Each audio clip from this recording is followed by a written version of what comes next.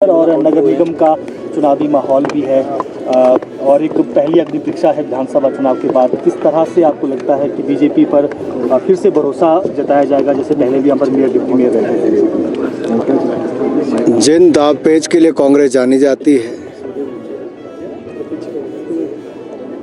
कि किस तरह से हेराफेरी की जाए, उसमें कोई कमी वो नहीं छोड़ रही है।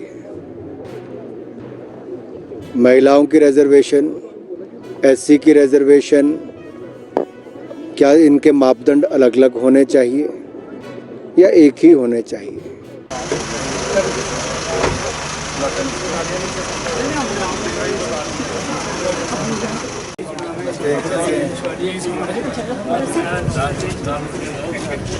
तो ठीक ठाक थे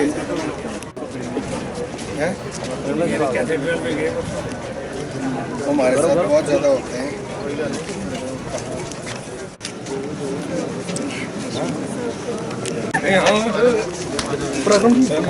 देखिए उसकी रिपोर्ट एक तरह से हेराफेरी वाला एलिमेंट आप समझ सकते हैं कि कांग्रेस कितनी डरी है। दोबारा का नाम जोरदार आता है।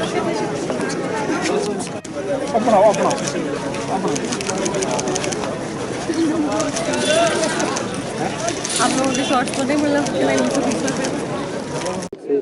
इसको चलाने की बात की जा रही है, किस तरह से देखते हैं? जिस पार्टी की नींव ही झूठ पर हो वो सत्याग्रह क्या करेंगे?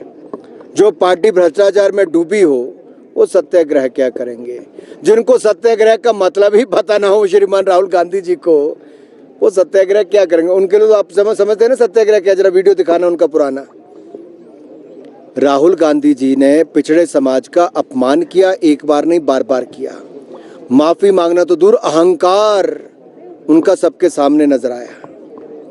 और कोर्ट ने जब उनको 2 साल का दंड दिया, उसी समय वो अयोग्य घोषित हो गए थे। उसी क्षण उसी पल अपील करने की बजाय ड्रामा रचने का काम किया। न संसद चलने दी और सड़कों पर भी ड्रामा करते रहे। लोग इनके झांसों में नहीं आने वाले। कांग्रेस की पोल खुल चुकी है। राहुल गांधी बेनकाब हो चुके हैं। वो अनफॉर्चुनेट एमपी अपने आप को कहते थे, अयोग्य घोषित हो चुके हैं। अब अनफॉर्चुनेट क्या, फॉर्चुनेटली एमपी नहीं रहे। अनुराग जी, लगातार कोरोना के मामले विपक्षी दल मिलकर लड़ते हैं तो 2024 में भाजपा 100 से भी कम सीटों पर जो है वो सिमट जाएगी। ये जो अलग अलग दल मिले हैं, ये भ्रष्टाचार के दल में बुरी तरह से घिरे हुए हैं, डूबे हुए हैं। और मैं तो पहले भी कहता हूँ, ना इनकी नीति साफ, ना कोई नीतियाँ एक जैसी हैं, ना विचारधारा एक जैसी है, और ना नीयत साफ है। ये तो केवल अपनी साख बचाने के लिए या किसी भी बहाने से जीत दर्ज कराने के लिए इकट्ठे आने का प्रयास करते हैं। ये पहली बार नहीं हो रहा जी, 2019 में भी हुआ, ये 2022 में उत्तर प्रदेश के चुनाव में भी हुआ, और ये महागठबंधन जब बना, इसमें लोगों ने इनका चेहरा देखा और देखा कि केवल भ्रष्टाचार दिखता है। इसलिए लोगों ने ना इनको 14 में स्वीकार किया, ना 19 में किया, ना उत्तर प्रदेश के 2017 ना 2022 के चुनाव में किया है। क्योंकि लोगों के सामने साफ दिखता है कि कांग्रेस और कुछ ऐसे दल और झूठे वादे करते और सत्ता में आकर पूरे नहीं करते और भ्रष्टाचार का केवल काम करते हैं।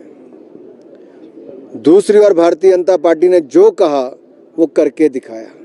मोदी जी के नेतृत्व में देश दुनिया में सबसे तेजी से बढ़ने वाली अर्थव्यवस्था बना है। IMF ने फिर कहा है कि दुनिया भर की अर्थव्यवस्थाओं में ब्राइट स्पॉट भारत दिखता है। स्टील में नंबर 1, मैन्युफैक्चरिंग में, दूध उत्पादन में नंबर 1 देखा जाए, इकॉनमी में हम 5वें नंबर पर आकर खड़े हो गए, 5वीं सबसे बड़ी अर्थव्यवस्था बनकर खड़ी हुई। मोबाइल मैन्युफैक्चरिंग में हम दुनिया के दूसरे सबसे बड़े मैन्युफैक्चरर बन गए। आप किसी भी क्षेत्र में देखेंगे, भारत एक के बाद दूसरे स्थान पर आगे आया है। तीसरा सबसे बड़ा स्टार्टअप इकोसिस्टम बनकर तैयार खड़ा हुआ है। तो मोदी जी के नेतृत्व में जहां देश की अर्थव्यवस्था आगे बढ़ी, कोविड को प्रबंधन लेकर पूरी दुनिया ने प्रशंसा की है, और ऑपरेशन गंगा और ऑपरेशन दोस्त, यानी कि यूक्रेन से विद्यार्थियों को बचाकर लाना, उसकी सराहना हुई है। तो दूसरी ओर ऑपरेशन दोस्त में टर्की और सीरिया में सबसे पहले मदद पहुंचाने वालों में भारत पहुंचा। आज भारत मदद मांगने वाला नहीं, भारत मदद पहुंचाने वालों में से है। सर, राहुल गांधी और नगर निगम का चुनावी माहौल भी है और एक पहली अग्नि परीक्षा है विधानसभा चुनाव के बाद। किस तरह से आपको लगता है कि बीजेपी पर फिर से भरोसा जताया जाएगा, जैसे पहले भी यहाँ पर मेयर डिप्टी मेयर रहे थे?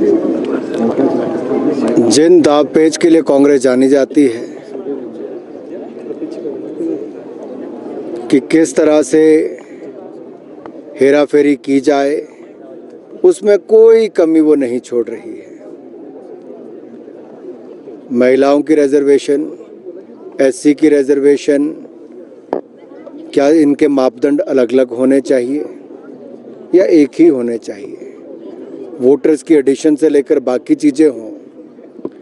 जब दिख रहा है कि अपनी लोकप्रियता कम हुई है, सरकार से लोग नाराज हैं, तो ऐसे ओछे हथकंडों तक कांग्रेस उतर कर आई है कि चुनावों में किसी तरह से अपनी साख बचाई जाए। सर, आज दिल्ली